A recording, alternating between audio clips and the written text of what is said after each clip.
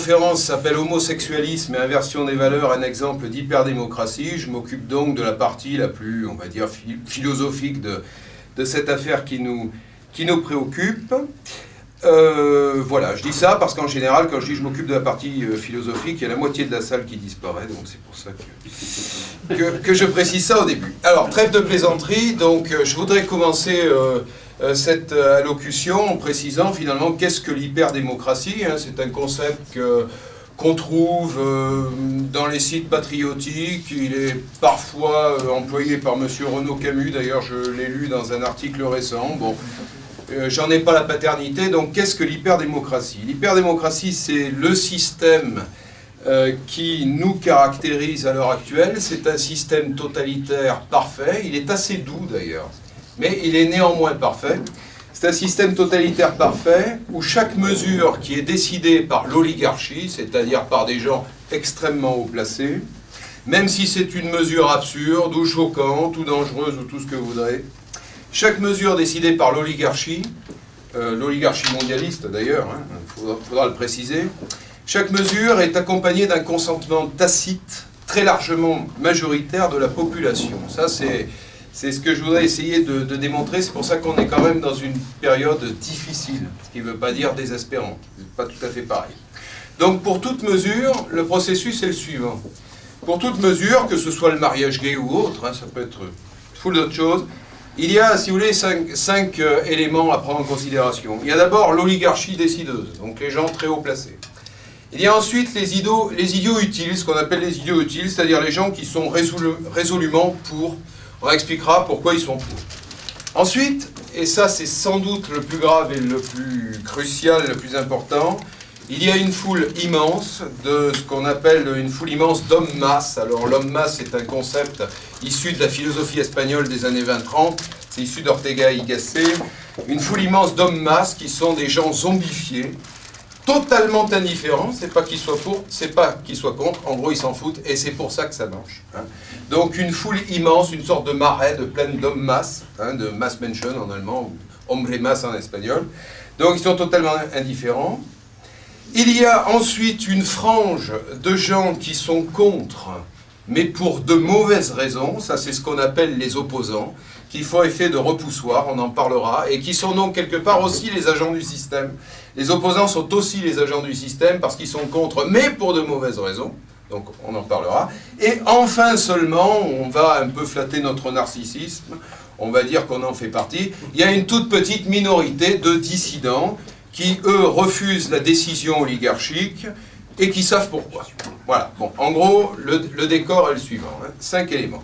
Donc on peut toujours poser ce théorème, le complot oligarchique est forcément démocratique, enfin hyper démocratique, puisqu'il y a une immense majorité de la population qui soutient activement ou passivement la mesure qui a été décidée par en haut. Et même les opposants d'ailleurs soutiennent la mesure, puisque leur opposition est une opposition, on va dire, qui est une fausse opposition. Alors, si vous voulez, ce qu'on appelle la pyramide des conspirationnistes, vous savez, c'est une pyramide là avec un sommet et une base.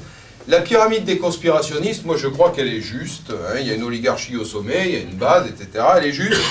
Mais il faut encore préciser que si le sommet de la pyramide est diabolique, nos décideurs, nos oligarques, nos milliardaires, nos financiers, nos banquiers, etc., nos Pierre Berger, etc., même si le sommet est diabolique, j'emploie le mot diabolique dans un sens qui n'est pas forcément théologal, ça peut être dans un sens symbolique. Après, on peut être croyant, on peut ne pas l'être. Il y a parmi nous des catholiques traditionnalistes, il y a parmi nous des agnostiques. Bon. Mais si le sommet est diabolique, je crois que la base l'est tout autant par ce qu'on pourrait appeler la servitude volontaire, l'inertie. La boucle est bouclée, c'est-à-dire ce que le sommet veut, ce que les oligarques veulent. La base, c'est-à-dire l'homme-masse, l'esclave volontaire le veut aussi d'une manière ou d'une autre. La base est consentante, c'est contre cela qu'on aura à se battre à l'avenir. La base est consentante, pas en totalité, mais en très large majorité.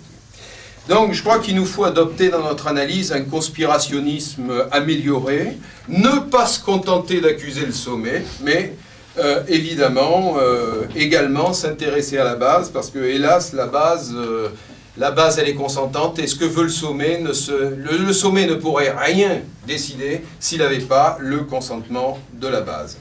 Alors j'enracine un peu ma réflexion, c'est quand même la partie un petit peu philosophique de la conférence. J'enracine ma réflexion dans Platon, qui nous avertissait déjà des défauts de la démocratie, on va y venir. On peut l'enraciner aussi dans la servitude volontaire de la Boétie, cet écrivain du XVIe siècle qui a montré à quel point la base était volontaire à son propre esclavage, et on peut l'enraciner aussi dans la philosophie espagnole, l'homme mas d'Ortega y Gasset. M'excuse. Je vous en prie, madame, il n'y a pas de problème.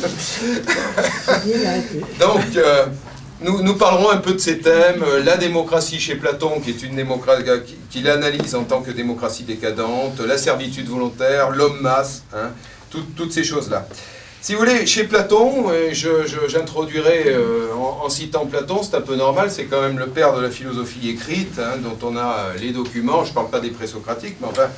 Donc, chez Platon, la démocratie est l'un des pires régimes existants, je le rappelle, j'adopte volontiers un point de vue provocateur qui va peut-être choquer mon camarade Pierre Cassan. La démocratie est l'un des pires régimes existants, c'est pratiquement le pire juste avant la tyrannie.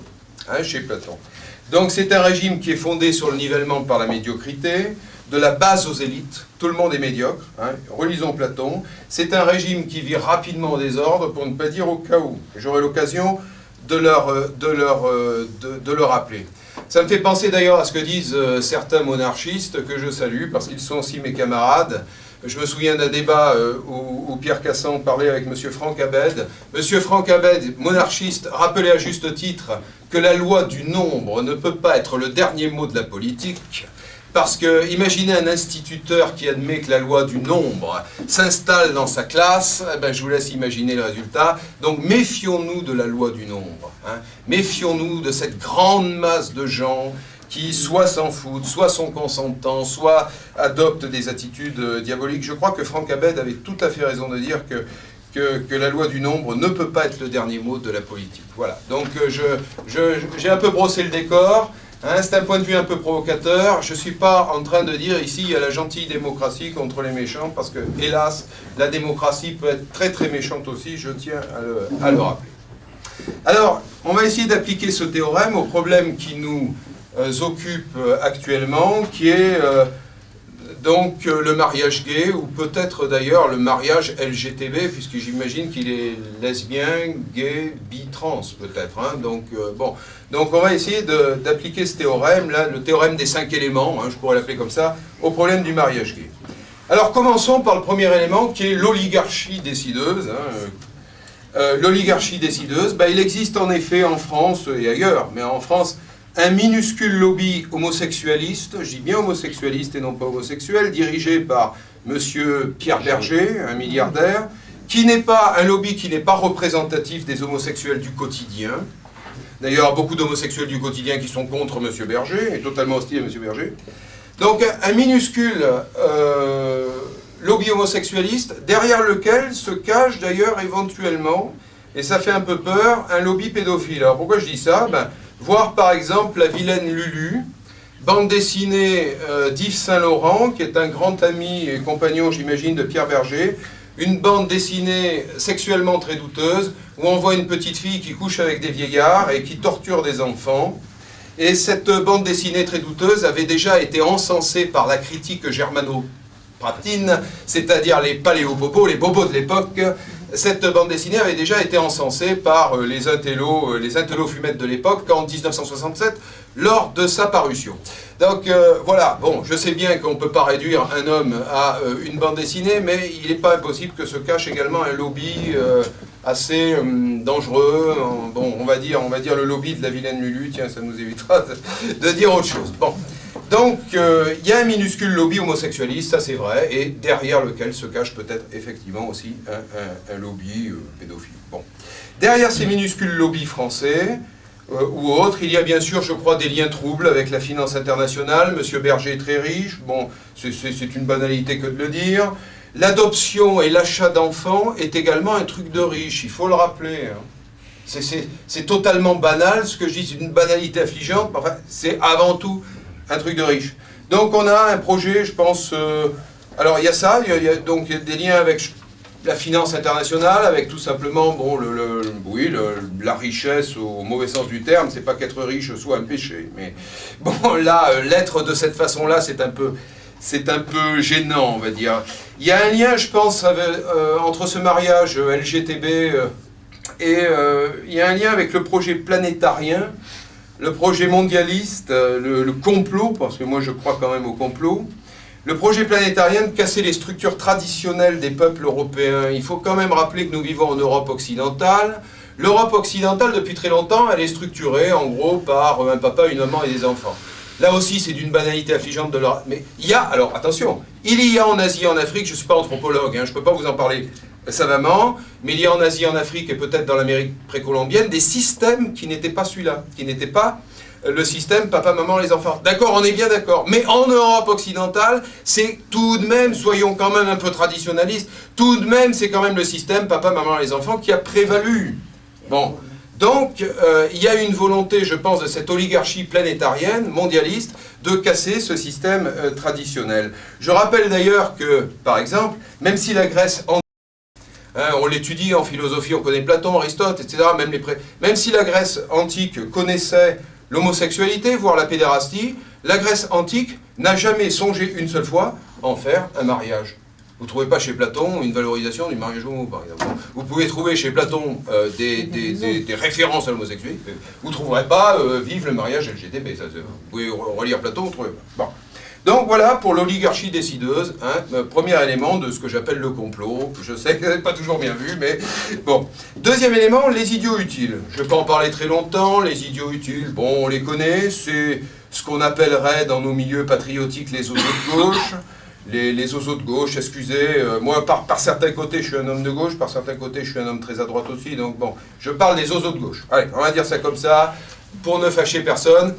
Donc les oiseaux de gauche qui sont pour uniquement parce que c'est la gauche qui le veut et que la gauche, par définition, hein, je crois depuis 1945, appartient au camp du bien. Vous voyez, depuis 1945, avec la complicité de notre ami le général de Gaulle, qui n'avait pas que des qualités, excuse-moi Henri, on raconte que finalement c'est le communisme qui a libéré la France des méchants nazis. Bon, celle-là on ne me la fait pas moi. Hein, mais enfin, en tout cas, historiquement, il se trouve que la gauche fait partie du camp du bien, donc voilà, donc les oiseaux de gauche, ce sont les gens qui sont pour, parce que c'est la gauche, voilà, c'est la gauche, donc c'est bien, hein, voilà.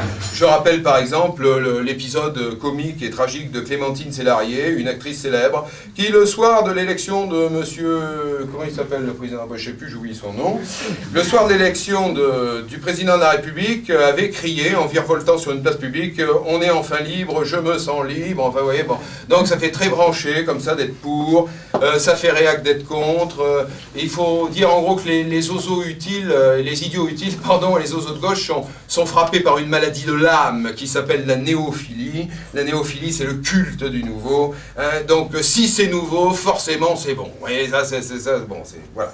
Donc je tenais à le dire, c'est un constat, ça n'a rien de particulièrement difficile, mais il fallait le dire. Alors, troisième élément du complot, donc ça c'est mon obsession, c'est l'homme-masse, les hommes-masse. Alors, les hommes-masse sont totalement indifférents à toutes les causes, sans exception. De gauche, de droite, s'en foutent, mondialistes, patriotiques, pardonnez l'expression, parce que j'emploie l'expression qu'ils emploient sur Internet, ils s'en battent les couilles. C'est comme ça qu'ils parlent, hein. Ils le disent. Sur un site Internet, enfin, ils n'ont pas de site d'ailleurs, ils ne sont pas capables d'en avoir, mais ils ont des Twitter, ils ont des trucs comme ça, ils s'en battent les couilles, c'est leur expression favorite. Donc, l'homme-masse, si vous voulez, c'est-à-dire l'homme de la médiocrité, l'humain de la médiocrité est totalement indifférent, que ce soit au pro-mariage gay ou au contre-mariage gay. Mais néanmoins, c'est son inertie qui va faire le jeu du système. Je vais vous donner un exemple analogique. C'est ce qui s'est passé avec les lycéens lors de l'affaire Leonarda. Une de mes camarades de Riposte Laïque, Caroline, m'avait envoyé des copies d'écran. On voyait des lycéens qui écrivaient à longueur de Twitter et de Facebook, qui s'en battaient les couilles, c'est qu'il y a une grande expression. Il faut toujours être très attentif aux expressions à la mode. Donc des lycéens qui affirmaient s'en battre les couilles, même si c'était d'ailleurs des filles, bon, passons. Donc tout le monde s'en battait les couilles de Leonarda, mais... Et ça, c'est un détail important, ils s'en battaient. Ça veut dire qu'ils étaient ni pour Leonarda, ni contre Leonarda, ils s'en foutaient complètement, mais ils manifestaient donc pour sécher les cours. par analogie, on pourrait dire qu'imaginons, coup de baguette magique, que les patriotes étaient suffisamment puissants en 2013 pour organiser une manifestation contre Léonard Blanc. Ben là, ils en seraient battus les couilles autant du patriotisme, les patriotes, on s'en bat les couilles, mais ils seraient venus manifester avec les patriotes, cette fois-ci pour sécher les couilles. Vous voyez le truc. Donc, l'homme masse, c'est exactement ça. Ces anecdotes sordides donnent une mesure exacte de l'homme masse, qui a été donc analysé par le philosophe espagnol Ortega y Gasset. Cet homme masse est indifférent à tout ce qui n'est pas son petit nombril, à tout ce qui n'est pas son petit intérêt individuel à très courte vue, c'est-à-dire sécher les cours, c'est un intérêt à courte vue, évidemment pas long terme, mais à courte vue. Cet homme masse est indifférent à tout et il est le cœur du système, même si l'oligarchie est le cerveau du système, l'homme masse est le cœur du système, c'est son indifférence qui permet à toutes les mesures les plus terribles de passer. Quatrième élément dans l'horreur du complot, quatrième élément, là je vais peut-être choquer un certain nombre de mes camarades et de mes compagnons, quatrième élément, c'est les opposants. Alors, on pourrait croire que nous sommes tous des opposants au mariage gay. Non, on va essayer de démontrer que nous sommes des dissidents du mariage gay, ce qui n'est pas pareil. Alors je parle des opposants. Les opposants sont en réalité des partisans déguisés. Je reconnais, je caricature un peu, mais les opposants sont en réalité des partisans déguisés. Par exemple, on voit des caciques de l'UMP, je n'ai rien contre l'UMP, mais enfin tout de même, qui lancent, on a vu M. Raffarin, M. Guénaud lancer une OPA sur les manifs pour tous, dans une perspective très électoraliste. Et on a vu que ces caciques de l'UMP, je m'excuse auprès des gens de l'UMP qui sont présents dans la salle, on a vu ces caciques de l'UMP adopter des positions de plus en plus tièdes. De plus en plus tièdes au fur et à mesure que le temps passait et que Mme Taubira faisait passer sa loi, avec ou sans vaseline, excusez-moi. Donc, au fur et à mesure, on a vu ces caciques de l'UMP devenir de plus en plus tièdes. Alors, voilà un exemple d'opposant. Ça, c'est un opposant repoussoir. Ça fait le jeu du système. Voilà, c'est ça, les opposants font le jeu du système. Alors, plus basique aussi, un autre type d'opposant qui est très proche de l'homme masse, qui est d'ailleurs l'homme masse, ça rejoint un peu la troisième catégorie de tout à l'heure, c'est par exemple le beauf homophobe qui en gros est anti-PD, casseur de PD, mais il n'y a rien derrière, il n'y a pas d'analyse, je n'aime pas les PD, mais ça s'arrête là. Bon, donc intellectuellement c'est une espèce de bouillie, bon voilà, donc ça aussi c'est un opposant qui fait le jeu du système, parce que le mec, excusez-moi d'être grossier, mais il est tellement con que forcément ça fait le jeu du système, parce que le mec, on va dire, finalement c'est les pro-mariage gay qui sont plus intelligents que lui, bon, voilà. Donc, je peux faire un rapprochement, d'ailleurs, on connaît tous dans nos villages, moi j'habite un village, je vais faire une analogie, on connaît des tas de gens, des sortes de personnes qui sont des hommes masses, qui sont contre l'immigration, mais ils sont contre l'immigration parce que ce sont des assistés français de souche qui sentent que les immigrés les concurrencent dans leur aide sociale. Vous n'allez pas bâtir une France, alors c'est des mecs à qui vous confieriez pas votre fille, c'est des mecs avec qui vous marieriez pas votre fille, et donc c'est des gens, alors vous les écoutez, vous avez l'impression que c'est des patriotes, ils sont contre l'immigration, je suis contre l'immigration, mais en fait ce sont des assistés qui sont simplement jaloux d'une concurrence, si je puis dire, assistanale et victimaire, quoi. Donc des opposants comme ça, excusez-moi, mais en fait ce sont des partisans indirects du système, ou en tout cas des soutiens indirects du système.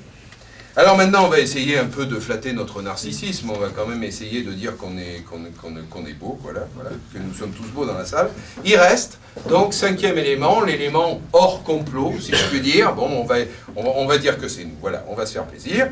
Donc il reste les dissidents, ce que par exemple M. Alain Soral appelle les dissidents, ou ce que M. Michel Drac appelle les fractionnaires. J'aime beaucoup le terme de fractionnaire, comme dirait l'excellent Michel Drac. Les fractionnaires, c'est les contres, si vous voulez, et pas comme les opposants, c'est les contres qui savent pourquoi. C'est les contres qui ont une analyse. C'est les contres qui, comme le dirait M. Adrien Bozit, se sont déconnectés de la matrice, parce que vous savez, les médias, tout ça, ça nous formate. Donc les fractionnaires, c'est les gens qui se déconnectent de cette espèce de cerveau global qui nous bouffe et qui nous rend stupides. Et donc, les contres, ce sont ceux qui commence à analyser les choses, qui commence à se cultiver, qui commence à lire des choses sur tous ces problèmes qui nous concernent à l'heure actuelle, mariage gay et autres. Alors, je vais rappeler quelques éléments d'analyse. Faits par les milieux fractionnaires. Je vais en rappeler quelques-unes. Les fractionnaires nous apprennent plusieurs choses. La première chose que nous appellent les fractionnaires ou les dissidents, c'est le trait le plus facile à décrire, c'est que le mariage gay est une sorte d'écran de fumée. Cette analyse, on l'a tous faite. Une sorte d'écran de fumée qui détourne l'attention en matière de régression socio-économique. Bon, ça, c'est une analyse assez connue. Les socialistes ont abandonné depuis longtemps le vote ouvrier et salarial en général. D'ailleurs, nous sommes tous les deux d'anciens syndicalistes, on connaît quand même un peu le problème du salariat. Bon, j'ai moi-même conservé une fibre ouvriériste, même si ça fait longtemps que je ne suis plus gauchiste. Mais, donc, les socialistes ont abandonné depuis longtemps le vote ouvrier salarial. Et ils font dans le sociétal gay-friendly, en lieu et place, par exemple, d'une vraie politique de redynamisation agricole et industrielle. Ouais, donc on fait du mariage gay pour faire oublier qu'on ne fait rien d'un point de vue socio-économique. Bon, ça c'est le premier élément d'analyse, c'est le plus simple. Il est déjà assez affreux. Rien que cette réalité-là, elle est sordide. Rien que cette réalité-là, elle est sordide. Mais enfin, c'est pas la seule. Alors il y a aussi, autre raison, le projet de casser un peu plus la famille traditionnelle, j'en ai passé tout à l'heure, mais qui est déjà fortement concurrencé par l'union libre, les familles recomposées, les familles monoparentales. Et je crois que nous sommes bien d'accord tous pour affirmer que toutes ces choses n'ont pas forcément permis une très bonne éducation des enfants. Vous savez, famille monoparentale, famille recomposée, c'est pas très bon, quoi. Alors attention, hein, on en est tous là. On est tous plus ou moins issus, on connaît tous plus ou moins, je dis c'est pas une attaque, mais ce que je veux dire c'est que la famille recomposée, monoparentale, l'union libre, etc., voire la polyfamille, c'est pas forcément quelque chose qui est très bon pour l'enfant occidental moyen, et donc le mariage gay vient s'ajouter à ça. Hein, donc c'est un ajout, c'est pas un début, le mariage gay c'est pas un début, c'est un truc qui s'ajoute à toute une longue série de trucs, si vous voulez. C'est pas un début, c'est plutôt une fin, c'est plutôt un ajout qui est au terme d'un processus, au terme d'une logique. Bien. Autre analyse, ça elle met très, c'est une analyse qui me tient à cœur, c'est l'analyse du langage. D'un point de vue sémantique, et là on est en plein cœur de la philosophie, je crois, on démolit le langage au profit d'une novlangue orwellienne. Papa et maman sont remplacés par parent 1 et parent 2. Par exemple, le petit garçon va dire « Papa, tu ne peux pas m'offrir telle chose, demande à ton père. » Et donc, papa, ça, et deux, voilà. Donc, ou parent 1, parent 2. Il y a une déconstruction du langage qui me semble inquiétante. Parce que cette déconstruction du langage, on l'a vu dans des tas d'autres domaines. Vous savez que maintenant, un délinquant, ça s'appelle une victime. Un criminel, ça s'appelle un malheureux adolescent stigmatisé par la haine des autres. C'est comme ça qu'on appelle un criminel maintenant. Hein. Le mec, il a torturé 8 personnes, mais c'est parce qu'il était malheureux, il était privé de bonbons quand il était petit. Donc, forcément. Donc vous voyez, la déconstruction du langage, à quoi ça amène? Et c'est l'inversion des valeurs, puisque criminel, etc. On en parlera. Donc il y a une déconstruction du langage qui est absolument effroyable et qui s'ajoute à toutes les autres déconstructions. Par exemple, le verbe français avoir, avoir un enfant. Bon, ça veut dire en gros accoucher. Hein. Avoir un enfant, et nous avons des sages-femmes parmi nous. Salut Marie-Françoise. Donc, avoir un enfant n'est plus le concevoir et l'engendrer, mais se le procurer dans une sorte de marché médicalisé. Ben, c'est pas pareil. Hein. Donc vous allez avoir deux mecs ou deux nanas qui vont dire « on a eu un enfant ». Mais ça ne veut pas dire, vous voyez, c'est pas le même sens. Le mot n'a pas le même sens. Alors du reste, autre analyse, bien sûr, qui découle de celle-là, c'est peut-être la porte ouverte aussi à un vaste trafic d'enfants à l'échelle internationale. Je crois que c'est pas impossible, où les mômes risquent de connaître le sort des animaux de compagnie. Moi je vois un truc comme ça, vous savez, il y a des chiens, des chats qui sont vite achetés, vite abandonnés. C'est pas complètement impossible qu'il y ait des enfants qui soient vite achetés, vite abandonnés, j'en sais rien, je peux pas le démontrer, mais c'est envisageable. Hein, voilà. Donc, voilà encore une autre raison. Dernière raison, au bout du compte, au bout du bout, c'est peut-être la raison qui conclut toutes les autres, ce mariage gay transforme une sorte, ce qu'on pourrait appeler une sorte de chemin de traverse en une voie royale. C'est un thème qu'on développera plus loin, ça c'est vraiment le cœur même de l'inversion des valeurs, ben on y vient. Ça sera la troisième partie de mon exposé, c'est-à-dire que les unions homosexuelles sont une sorte de chemin de traverse, il n'y a aucun propos haineux de ma part, mais là il y a la transformation du petit chemin de traverse, hein, comme la demoiselle qui vit toute seule avec un chat. Donc il y a la transformation du petit chemin de traverse en une espèce de norme, de colonne vertébrale, de voie royale. Et là il y a quelque chose qui est étrange. J'ai pas dit qu'il fallait tuer les chemins de traverse, hein. Mais c'est le remplacement c'est le chemin de traverse qui est à la place de la voie royale, et la voie royale qui elle, se retrouve marginalisée. J'y reviendrai. Alors justement, ça sera un petit peu la troisième partie de mon exposé, puis après je m'arrêterai, parce que j'avais prévu des tas de choses, mais il faut quand même, il faut quand même pas trop. Alors après, le mieux, c'est d'ailleurs de décourter parfois un peu les conférences, et puis éventuellement d'approfondir dans les débats. Donc, mais j'en viens quand même à la troisième partie de mon exposé, qui est vraiment le processus d'inversion des valeurs appliqué au mariage gay. Donc on va essayer de traiter vraiment donc, cette inversion des valeurs. Alors, comme je l'ai dit tout à l'heure, ce qui est choquant avec le mariage gay, c'est pas tellement son caractère surréaliste, et ouais, je vais être un peu provocateur, c'est plutôt son effroyable banalité, son caractère systémique. C'est ce que je disais tout à l'heure, c'est un exemple d'inversion des valeurs qui s'ajoute à une série, mais énorme, d'exemples. C'est pour ça que c'est pas surréaliste, c'est plutôt terminal, je dirais. C'est banal dans le sens où c'est terminal. Ça s'ajoute à... etc. Alors vous allez me dire, mais non, mais c'est faux ce que vous dites, parce que regardez les grandes manifs, le mariage gay a fait des... Oui, mais les grandes manifs, elles ont eu lieu parce que la goutte a fait déborder le vase. Le mariage gay, c'est vraiment la dernière goutte qui s'ajoute à tout le reste. C'est pas un truc... Il ne faut pas le prendre comme un truc détaché. C'est le bout d'un processus. La destruction de la famille, si vous voyez ce que je veux dire, la destruction de la famille ne date pas du mariage gay. Le mariage gay est le terme d'un processus, il y a eu des tas d'autres trucs avant en fait, c'est ça que je veux dire. Donc c'est pour ça qu'il y a eu les grandes manifestations que j'ai soutenues dans mes articles ou par ma présence, parce que effectivement c'était la goutte qui a fait déborder le vase. Alors en réalité, effectivement, il y a tout ce qui précède, il y a tout le processus d'inversion des valeurs de la démocratie contemporaine, que d'ailleurs notre ami Platon avait prophétisé, parce que c'est exactement la même chose. Je vais vous donner quelques exemples, je vais sortir un peu du mariage gay.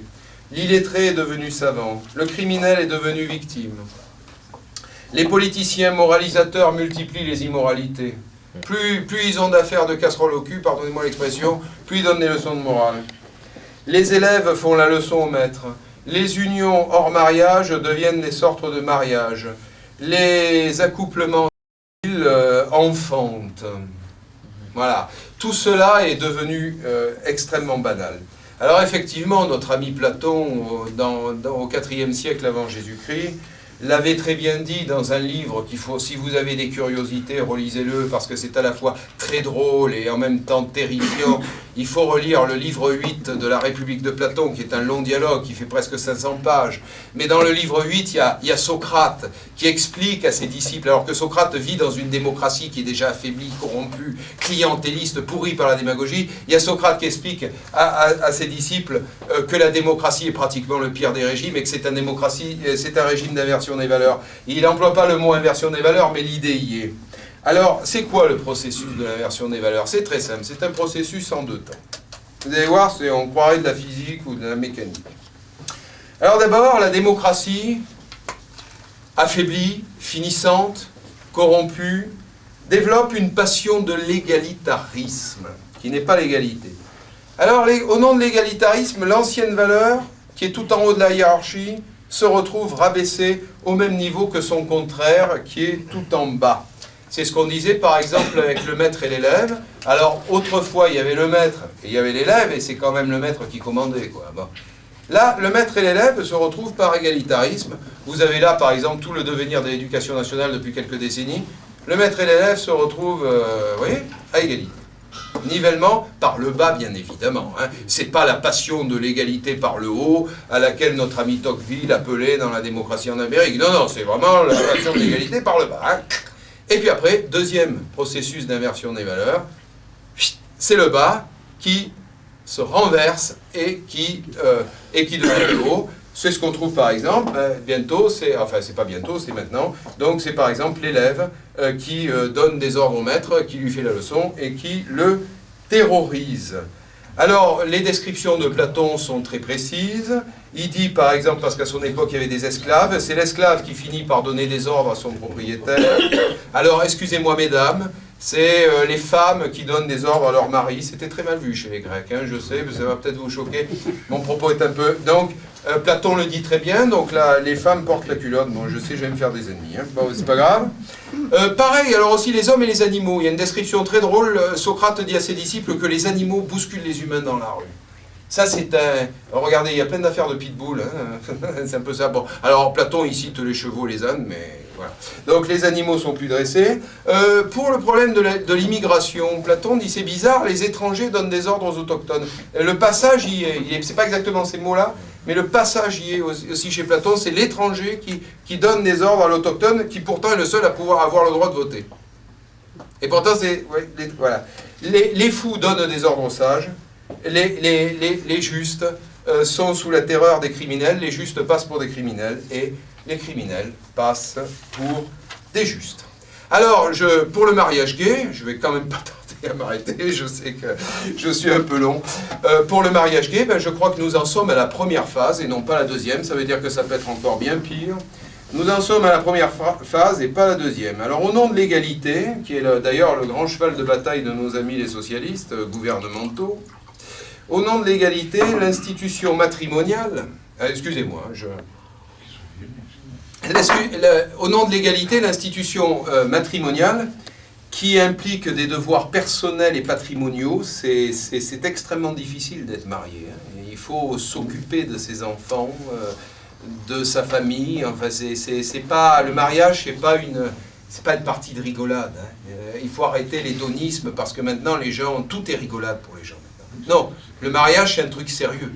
C'est pas une partie de rigolade, on fait pas... Eh bien, justement, l'institution matrimoniale qui implique une foule de devoirs personnels et patrimoniaux, sachant qu'on est une civilisation, bien sûr, où la notion de devoir n'existe plus, eh bien, cette institution matrimoniale se trouve finalement ravalée au même niveau qu'une copulation... on va dire, en l'occurrence ici homosexuel, mais avec l'union libre, ça serait... Voilà, donc le mariage au même rang qu'une copulation. J'ai rien contre les copulations, mais il ne faut pas inverser les valeurs. Le mariage, c'est pas une copulation. Bon, il y a des copulations dans le mariage, mais le mariage ne peut pas se réduire à une partie de baise. Arrêtons les conneries. Le mariage est avant tout une structuration par le devoir personnel, moral et patrimonial. Bon. Donc... on est dans le premier processus, un processus où donc la valeur ancienne se trouve rabaissée à autre chose. Et puis alors, et je vais pas tarder à m'arrêter, on peut envisager que ça soit pire. On peut envisager, je vais peut-être être un peu délirant, mais je crois qu'avec les gouvernements et les oligarchies actuelles, on peut aller vers n'importe quoi, puisque chaque jour c'est pire et davantage. On peut envisager une deuxième phase. Vous savez, c'est la phase du renversement chez Platon. C'est plus l'égalité, c'est le bas qui devient haut. On peut envisager une deuxième phase. Non plus le mariage pour tous, mais le mariage homo pour tous. L'interdiction du mariage hétéro. J'invente, hein, mais l'interdiction de faire des enfants par les voies naturelles. Après tout, pourquoi pas? Comme le disait une camarade sage-femme qui est présente dans la salle, avec la fin du CDI, pourquoi pas à la limite, avec la fin du contrat à durée indéterminée, des conventions collectives, etc., pourquoi pas interdiction du congé maternité classique? Alors, on peut imaginer aussi que les couples légalistes achèteront des bébés en provenance d'usines, et que les néo-couples moins légalistes en trouveront sur le marché noir, ils achèteront des bébés au black.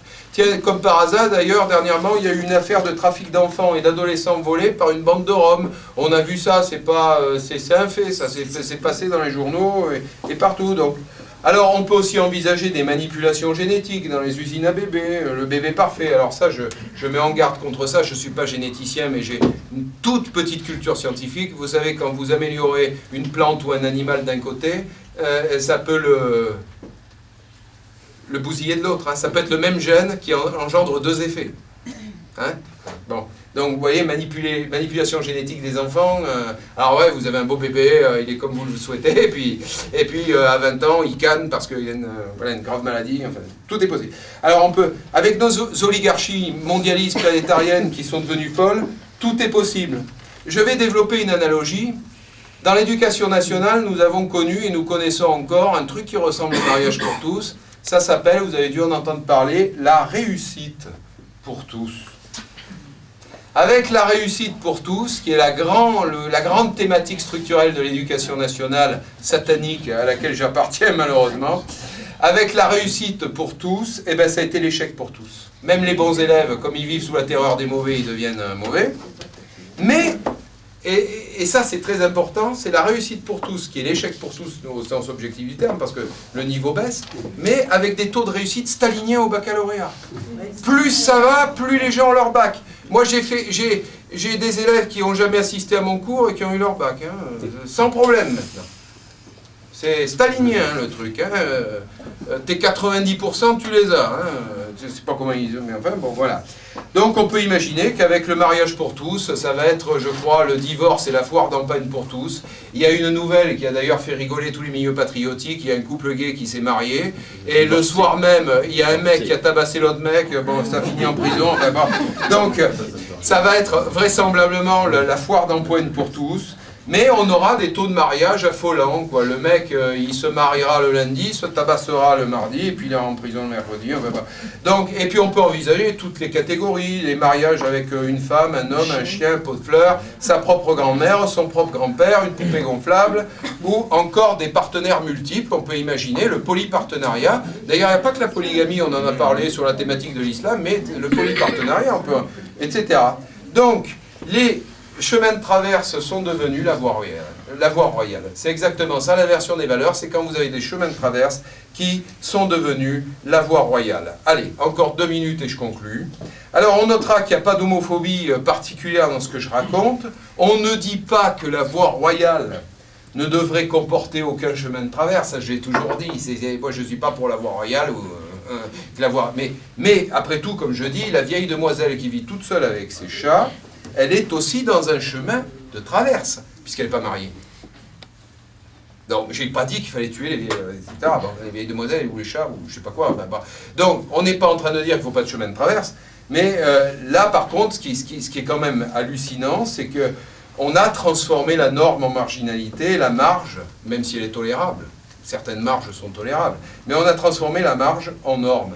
Et je voudrais conclure, parce que ça, c'est l'ancien syndicaliste qui parle, mais j'ai conservé une fibre sociale, même si je ne suis pas socialiste au sens gouvernemental.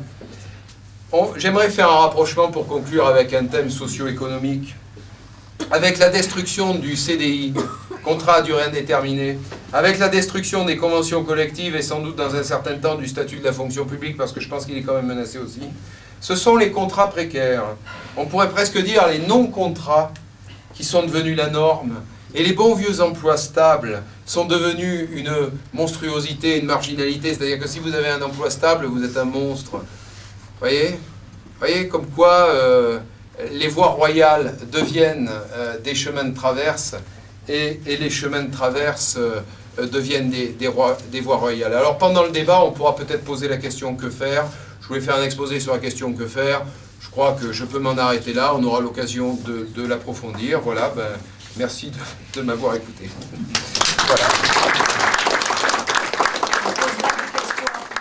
Moi d'abord, en introduction, je voulais dire que je suis flatté d'être le premier invité à une conférence de reconquête républicaine, tout en précisant qu'au niveau de riposte laïque, résistance républicaine, c'est dur, hein. Maintenant il y a 2 RR, il faut essayer de ne pas se tromper. Donc résistance républicaine est quelque part l'enfant de riposte laïque, c'en est la continuité. Nous constatons que des divergences amènent à ce qu'il y ait une deuxième association. Pour nous, riposte laïque, nous défendons l'union des patriotes et bien évidemment que nous considérons de la même façon reconquête républicaine que nous considérons résistance républicaine et nous n'avons pas l'intention de, disons, d'arbitrer cette divergence, simplement de contribuer toujours à ce que chacun puisse s'exprimer dans Riposte laïque avec cette idée d'union des patriotes et de rassemblement de notre camp. Hein, je voulais quand même le préciser dès le départ. Alors moi j'ai été invité à cette conférence donc sur le thème mariage homo et islamisation de la France, 2 attaques contre notre civilisation. Hein, c'est un petit peu là-dessus que je souhaiterais intervenir. Et je voulais partir, moi, de 2 événements qui se sont produits il y a moins d'1 an, c'est-à-dire que le 10 novembre 2012, nous faisions dans les rues de Paris la première manifestation contre le fascisme islamiste par une marche donc dans les rues de Paris, et nous étions extrêmement satisfaits d'avoir réussi à réunir 3000 personnes contre le fascisme islamique. Hein. C'était le thème de cette manifestation, qui d'ailleurs n'a été couvert par absolument aucun média.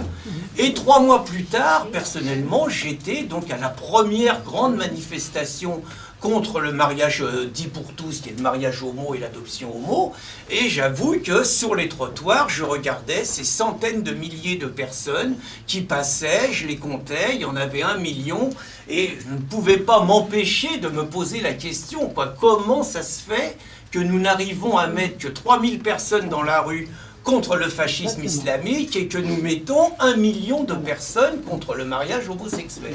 Cela signifierait-il que le mariage homosexuel est un péril autrement plus grand aux yeux de nos compatriotes que l'islamisation du pays? Et c'était une vraie réflexion. Vraie réflexion sur laquelle je souhaitais un petit peu partir d'un commentaire du regretté Dominique Vénère, qui a donc donné sa vie pour que les patriotes se réveillent par un geste symbolique.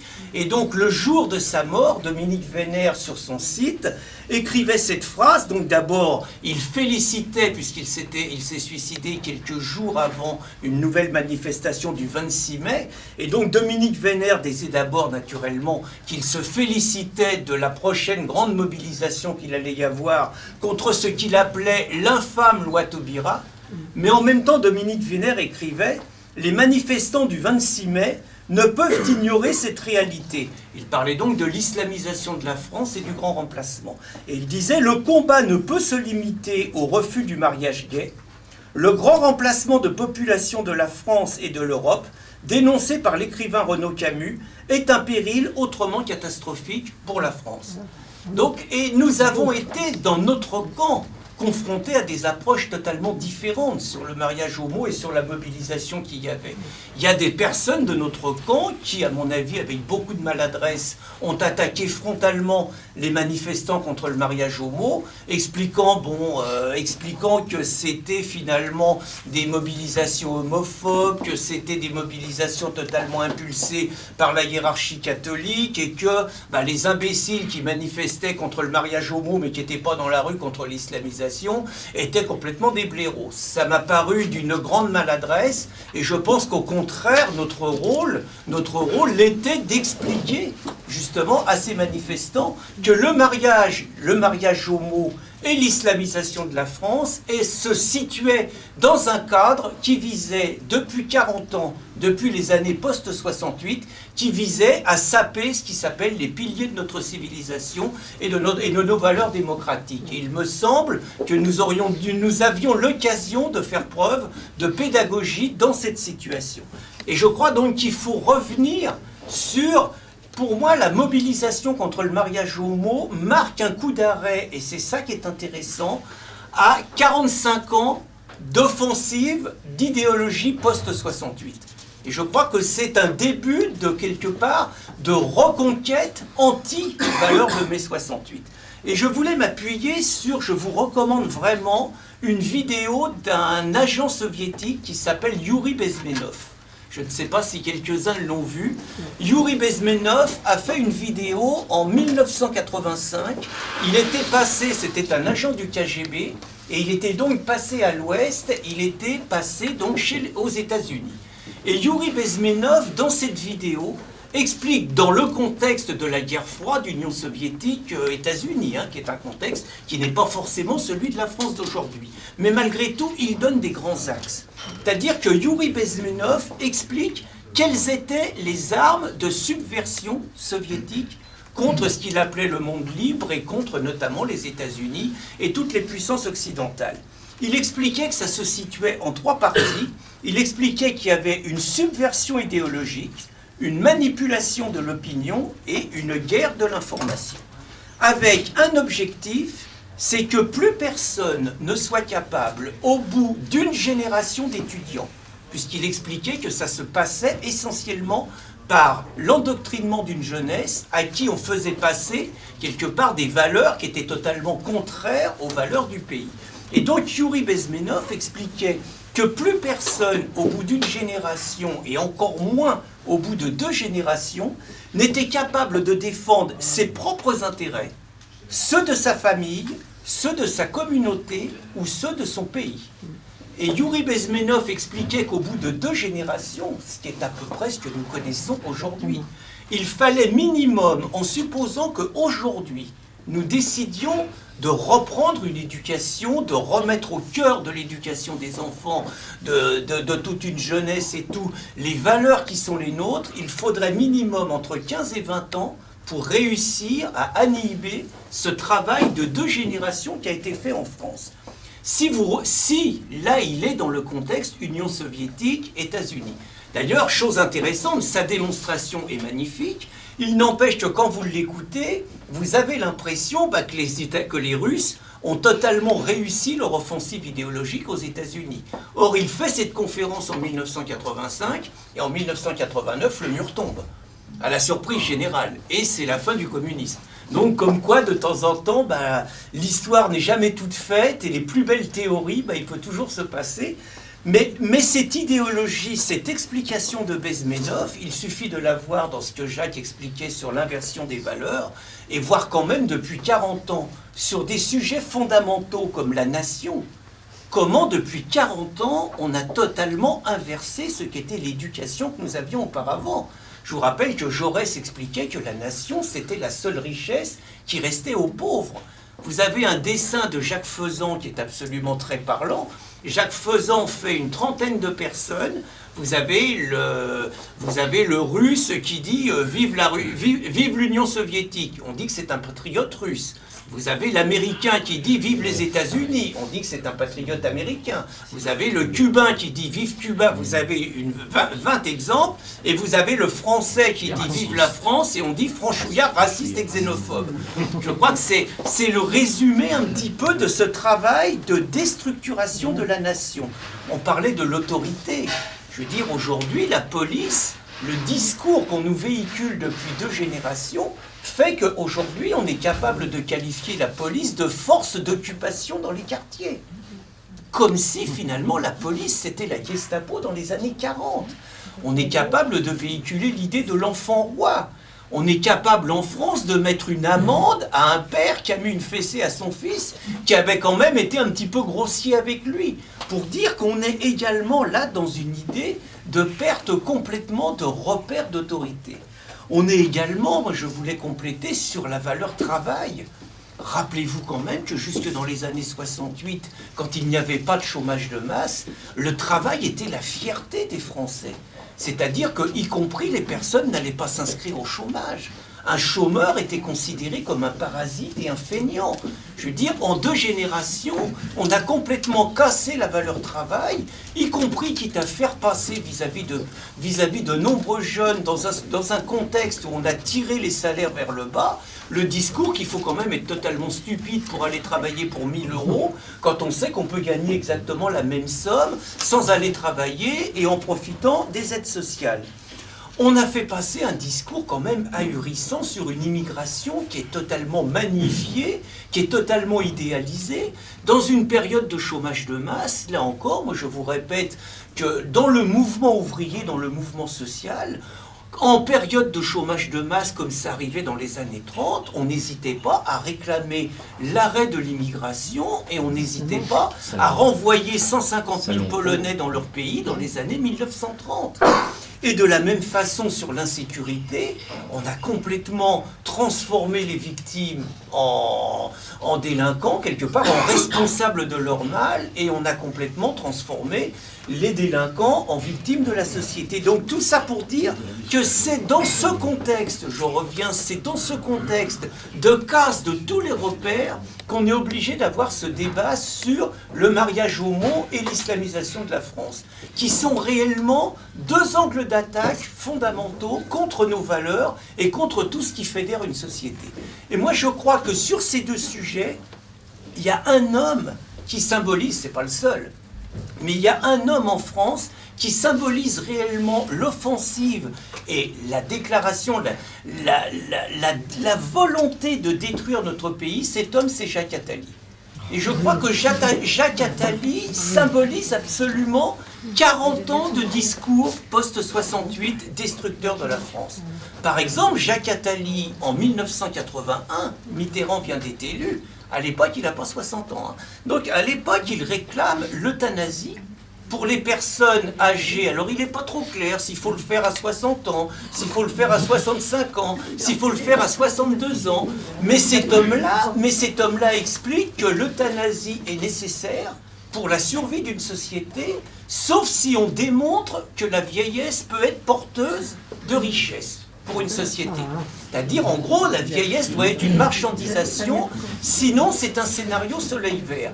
Je vous laisse réfléchir, imaginons que ce soit quelqu'un de notre camp, qui véhicule des propos aussi ouvertement fascistes, dignes du film Soleil Vert et dignes d'une société totalitaire. Imaginez, cette personne ne pourrait plus aller sur un plateau de télévision, ne pourrait plus participer à un meeting sans qu'immédiatement tout le monde se déchaîne. Vous remarquerez que jamais quelqu'un n'a attaqué Attali. Attali est également cette personne qui ose dire qu'en France, l'islam est présent avant le christianisme. C'est quelqu'un qui se permet de dire ça sur un plateau de télévision, là encore, sans que personne ne se permette quand même de dire « Attendez, il y a quand même un petit problème ». Attali, c'est quelqu'un qui milite ouvertement pour la destruction des frontières et qui se permet de dire que pour lui, la France, c'est une auberge. C'est-à-dire qu'on rentre quand on veut et on sort quand on veut. Et Attali, enfin, concernant donc le mariage homo, a quand même cette phrase que nous avons reproduite, que le mystérieux Paul Le Poulpe a reproduit dans Opération Pédalo, et que je vais quand même prendre un plaisir à vous lire pour vous expliquer quand même la vision de la société qu'ont ces gens-là.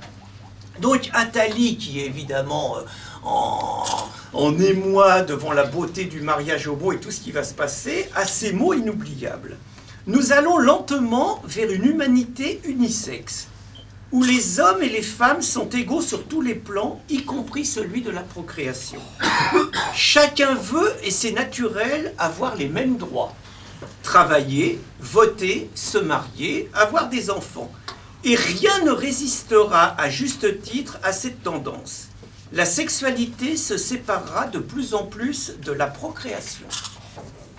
Nous allons inexorablement vers une humanité unisexe, sinon qu'une moitié aura des ovocytes et l'autre des spermatozoïdes, qu'ils mettront en commun pour faire naître des enfants, seuls ou à plusieurs, intéressant, sans relation physique, passionnant, et sans même que nul ne les porte.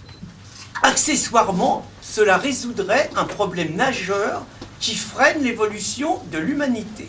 L'accumulation de connaissances et de capacités cognitives est limitée par la taille du cerveau. Un cerveau trop petit, donc, et elle-même limitée par le mode de naissance. Si l'enfant naissait d'une matrice artificielle, la taille de son cerveau n'aurait plus de limite.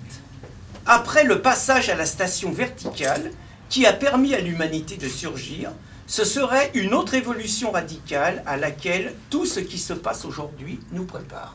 Il avait personne dans son lit, c'est pour ça que... Probablement, j'en sais rien. Mais tout ça pour dire qu'on est exactement dans la continuité du discours d'une certaine Marcella Yacoub, chercheuse au CNRS, qui s'est fait connaître récemment avec beaucoup d'élégance en couchant avec Strauss-Kahn et en racontant tous les détails de sa relation amoureuse avec Strauss-Kahn, repris en une par le Nouvel Observateur, d'ailleurs éternel donneur de leçons. La théorie de Marcela Yacoub est exactement dans cette lignée, c'est-à-dire que Marcela Yacoub se prétend féministe. Se prétendant féministe, elle affirme que l'égalité entre les hommes et les femmes sera complète le jour où les femmes seront débarrassées de la contrainte de la grossesse. Je vous laisse imaginer de la contrainte de la grossesse. Autrement dit, c'est derrière le mariage homo, parce que je reviens sur le mariage homo, beaucoup de personnes candides ont confondu le droit d'aimer la personne de son choix, qui moi je trouve était vraiment, moi je n'ai pas envie d'être dans une société où on surveille ce qui se passe dans la chambre à coucher des gens.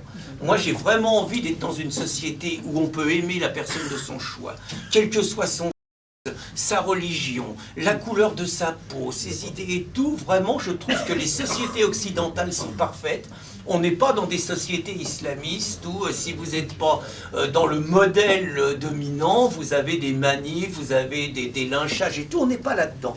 Mais donc, on a confondu ça. On a donc confondu ce droit au mariage de son choix, d'aimer la personne de son choix, avec l'institutionnalisation d'un phénomène qui doit rester ce qu'il est, c'est-à-dire que deux personnes du même sexe s'aiment, oui, mais ils n'ont absolument pas à justifier quelque part de quelque chose d'officialisé, parce que là encore, on arrive dans ce cas à casser le sacrement du mariage et à banaliser complètement la relation hétérosexuelle. C'est-à-dire que derrière ce discours qu'il y a, c'est quelque part l'hétérosexualité qui devient presque un accident, un conditionnement, et vous en voyez les conséquences aujourd'hui avec l'apprentissage dans les écoles de la théorie du genre. C'est-à-dire que nous avons justement là-dessus, je ne sais pas si vous vous rappelez, l'anecdote va faire plaisir à Sorel, vous aviez à un moment des jeunes communistes qui se baladaient avec un t-shirt « Je suis communiste, pourquoi pas toi ?» On a l'impression aujourd'hui qu'on va avoir des homosexuels qui vont se balader avec un t-shirt « Je suis homosexuel, pourquoi pas toi ?» C'est-à-dire qu'on arrive aujourd'hui à ce qu'on appelle l'homosexualisme, c'est-à-dire presque une interpellation de l'hétérosexualité.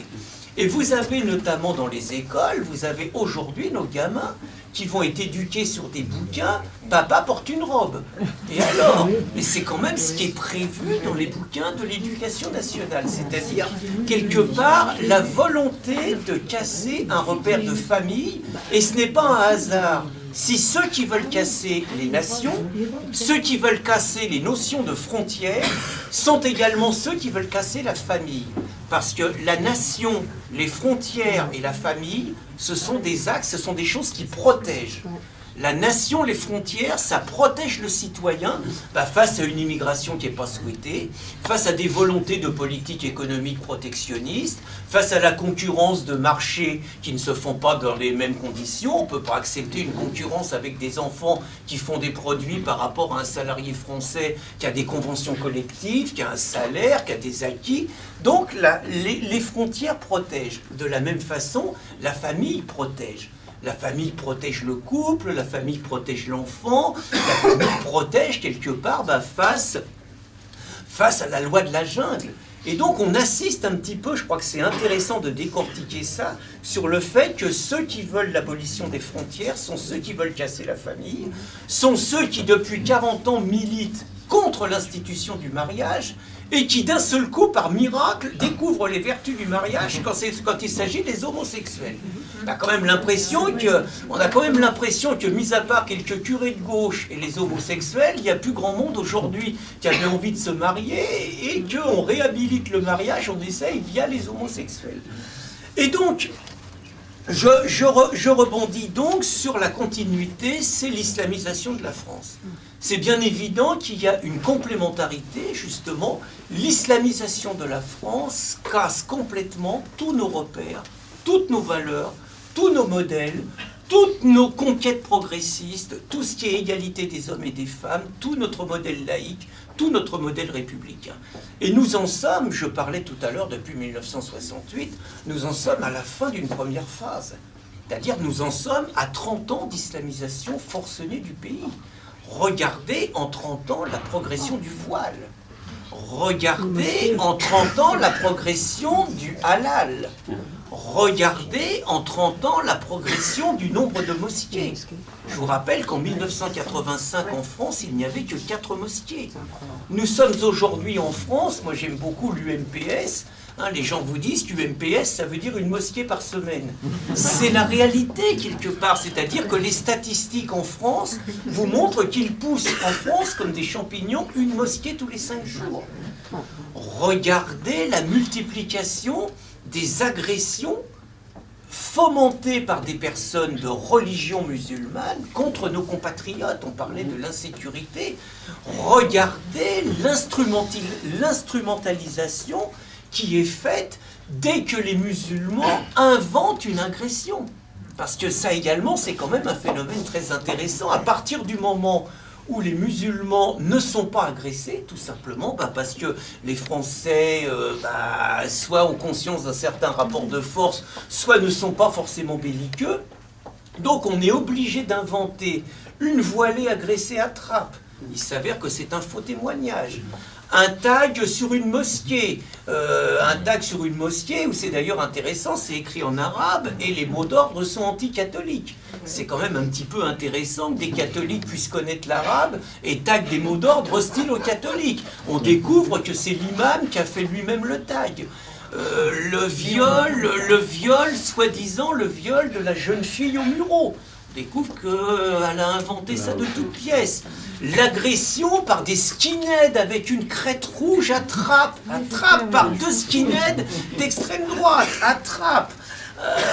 Moi, franchement, je connais pas le mec suffisamment fou pour connaître un petit peu ce qu'est la réalité de Trappes, pour à 2 mecs crâne rasé avec une crête rouge aller se faire du musulman à Trappes. J'ai envie de dire, c'est un suicide. Mais vous remarquez que toutes ces choses-là sont systématiquement mises en avant et que ça vous fait un buzz médiatique pendant 24 heures ou 48 heures. Je vous rappelle le phénomène Mera. Mera, pendant 96 heures, Mera était forcément le fruit des discours malsains, nauséabonds, rappelant les plus mauvaises périodes, les périodes les plus noires de notre histoire. Récemment, le tireur fou de Libération a encore consterné nos adversaires parce que hélas, c'est toujours pas un Breivik. Hélas. Donc, donc, par contre, nous sommes en même temps que nos compatriotes subissent des agressions de plus en plus violentes, que Laurent Oberton explique d'une manière remarquable dans son livre France-Europe Mécanique. Vous êtes totalement dans un déni de cette violence.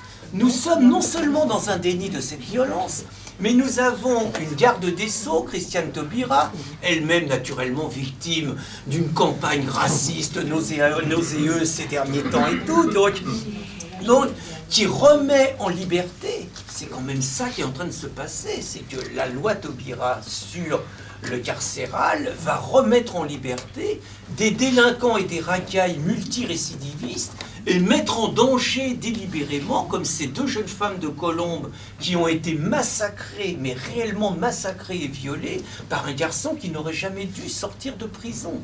Donc c'est quand même tout ça, c'est une guerre, parce que je crois qu'il faut appeler un chat, c'est une guerre qui est menée sur notre territoire par une véritable 5e colonne contre la France et contre nos compatriotes.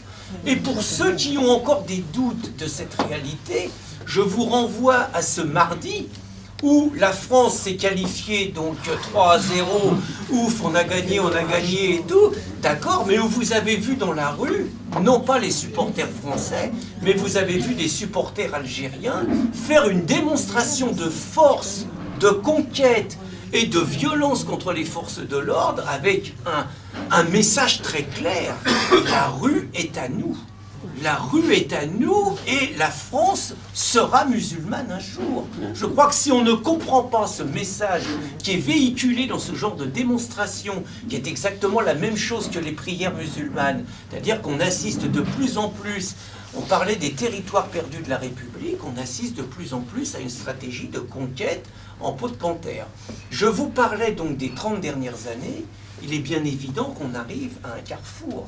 C'est-à-dire que si dans 30 ans, l'offensive islamiste est la même que celle à laquelle nous avons été confrontés ces 30 dernières années, les prévisions aujourd'hui des prédicateurs musulmans se réaliseront.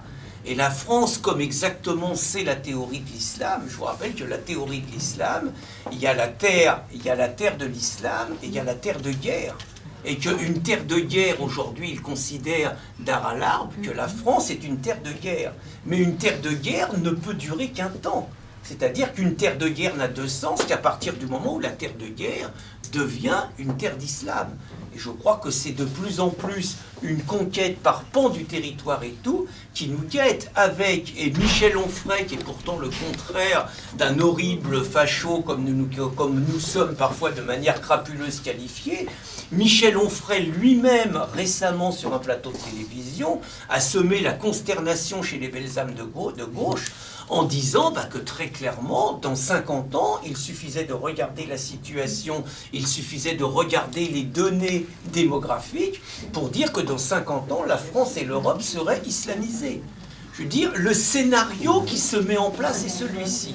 Certains nous disent, c'est d'ailleurs très intéressant, c'est-à-dire que ceux qui ont nié l'immigration et sa réalité pendant des années, ceux qui ont nié la réalité de l'islam en nous disant que l'islam était une religion d'amour, de tolérance et de paix, seulement pervertie par quelques islamistes, qui sont 2%, qui n'ont pas compris le discours d'amour du prophète, mais que l'islam, il n'y a pas de problème et tout, les mêmes nous disent aujourd'hui c'est trop tard.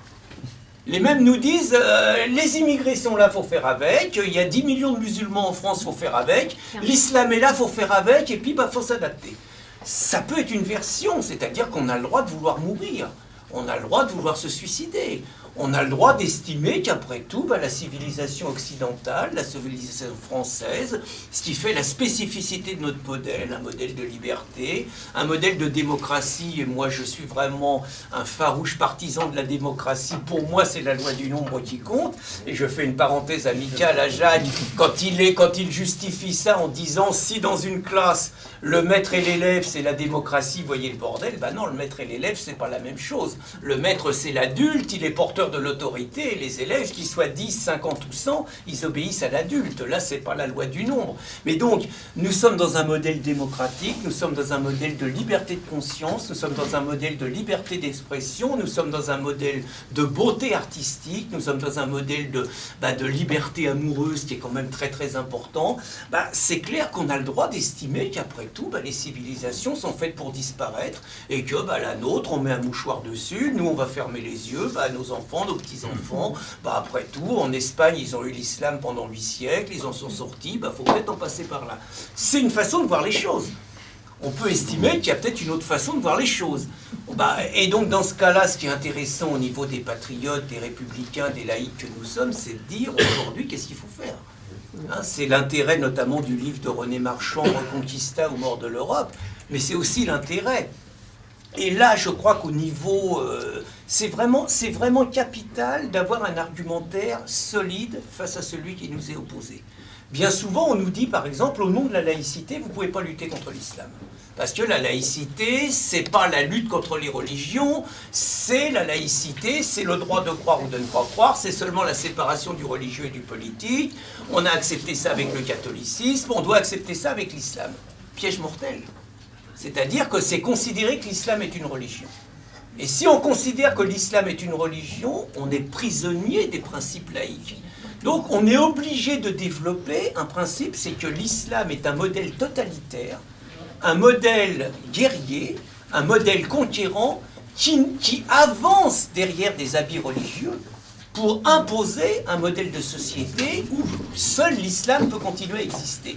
Et à partir de là, on peut développer un côté. Et moi, de temps en temps, je suis pour utiliser les conneries des écologistes. C'est-à-dire que les écologistes ont un truc intéressant, c'est le principe de précaution. Moi, quand ils parlent du principe de précaution sur les OGM, après tout, pourquoi pas? Mais moi, je suis pour le principe de précaution sur l'islam. C'est-à-dire que tant qu'on ne nous aura pas montré que le fameux islam peut être autrement, notamment dans les pays où l'islam est quand même hégémonique depuis dans les 57 pays de l'OCI, moi dans les 57 pays de l'OCI, je ne vois pas de laïcité. Dans les 57 pays de l'OCI, je ne vois pas d'égalité des hommes et des femmes. Dans les 57 pays de l'OCI, je ne vois pas de schéma où on a le droit de croire ou de ne pas croire. Donc je ne vois pas pourquoi il y aurait un islam de France qui serait différent. Donc nous devons également être très clairs sur l'imposture de l'islam de France. L'islam de France, c'est du pipeau. L'islam de France, ça ne peut pas exister. C'est comme le nuage de Tchernobyl qui, paraît-il, s'arrêtait aux frontières de la France. L'islam de France, pourquoi il y aurait un microclimat en France qui fasse qu'en France, l'islam ne serait pas l'islam? Ça ne peut pas exister. Donc on doit montrer l'imposture de ça, et nous devons avoir un discours, mais le plus clair possible. L'islam n'a pas sa place en France.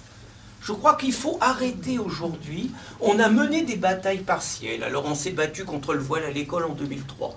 C'est bien. C'était une bataille, on s'est battu même contre tous les signes religieux. C'était une bataille qu'il fallait mener. Il n'empêche, il n'y a plus de voile à l'école, vous avez encore plus de musulmans en France, et vous avez encore plus de voiles dans la rue. On s'est battu contre le voile intégral en 2009, c'est bien. On a fait une loi contre le voile intégral en France. Bon, on a empêché 2 ou 3 000 niqabés de se balader. On les a empêchés tant que c'était sous Sarkozy.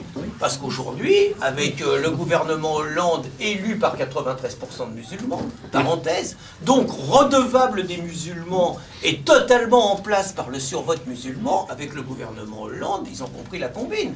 C'est-à-dire que vous avez immédiatement une émeute, comme on a vu à Trappes. Vous avez immédiatement une émeute dès qu'un policier cherche à verbaliser une personne en situation irrégulière, donc une personne voilée, et les policiers ont compris que de toute façon ça ne va pas loin. Qu'est-ce qui se passe? Les policiers regardent ailleurs. Tout ça pour vous dire que toutes les batailles partielles que nous menons sur l'islam peuvent être nécessaires. Ça peut être bien de mener des batailles contre le halal, de mener des batailles pour l'étiquetage et tout. Il n'empêche que si nous voulons survivre, si nous voulons que notre société ait encore une chance d'échapper à ce cancer, nous n'aurons pas d'autre choix que de mettre l'islam hors la loi en France. Et non seulement nous devrons mettre l'islam hors la loi en France, mais nous devrons bouter de France tous ceux qui se réclament musulmans et qui nous racontent que les lois de la charia, les lois de l'islam, la charia, sont prédominantes par rapport aux lois de la République. Nous n'avons pas le choix. Et à ceux qui nous disent « Mais vous vous rendez pas compte, Monsieur Cassan, mais vous êtes fou, ils sont 10 millions, comment voulez-vous qu'on renvoie 10 millions ?» D'abord, il n'y en aura pas 10 millions qui seront là-dessus, mais peut-être plusieurs centaines de milliers, peut-être plusieurs millions. Nous rappelons à cela en permanence qu'il y a 50 ans, en Algérie, pays qui était peuplé à l'époque de 8 500 000 habitants, vous avez 1 million de personnes qui, pour beaucoup, étaient là depuis 4 à 5 générations, qui, en un mois, se sont retrouvés sur un territoire qu'ils ne connaissaient pour beaucoup, beaucoup moins que ceux qui, aujourd'hui, vont passer toutes leurs vacances au bled et qui envoient tous les ans 8 milliards. 8 milliards, les mêmes qui nous racontent que l'État français est méchant, raciste, qui ne leur donne pas suffisamment d'aide, qui les abandonne, qui les fait vivre dans les ghettos, etc. 8 milliards qui partent dans les pays musulmans, qui viennent de France et qui ne sont pas dépensés en France. Donc pour dire qu'ils ont aujourd'hui un rapport avec les pays musulmans autrement plus fort que les pieds noirs avaient en 1962 avec la France, eh bien nous devons avoir un discours clair. Nous devons dire que ceux qui aujourd'hui considèrent que l'islam qui considèrent que les lois de l'islam sont supérieures aux lois de la République doivent être mis hors de France. Et ce n'est pas seulement les imams radicaux. C'est ceux qui refusent, par exemple, qui réclament le halal à l'école publique. C'est ceux qui se voilent. C'est ceux qui envoient les gamins dans les écoles coraniques. On ne peut pas continuer à formater idéologiquement des gamins à 5 ans en leur expliquant que l'islam sera forcément la religion du pays dans lequel ils vont vivre et que c'est les lois de l'islam qu'il faut écouter. On ne peut pas continuer à mettre des méribis, parce qu'une mosquée, ce n'est pas une église, c'est une méribis. C'est un lieu d'endoctrinement, c'est un lieu où on apprend aux musulmans qui sont d'abord musulmans avant d'être français. Donc on devra aller sur des choix clairs. Et je crois que certains diront, mais c'est un discours d'extrémisme, pas du tout. C'est un discours de survie. Moi je crois vraiment, et je terminerai là-dessus, que dans des situations exceptionnelles, et nous sommes dans une situation exceptionnelle, dans des situations exceptionnelles, il faut prendre des mesures exceptionnelles. Il en va de la survie de notre peuple, il en va de la survie de nos enfants, il en va de la survie de nos petits-enfants, il en va de la volonté de ne pas devenir des dhimmis, il en va de la volonté de faire en sorte que la France laïque, républicaine, démocratique survive. Je vous remercie.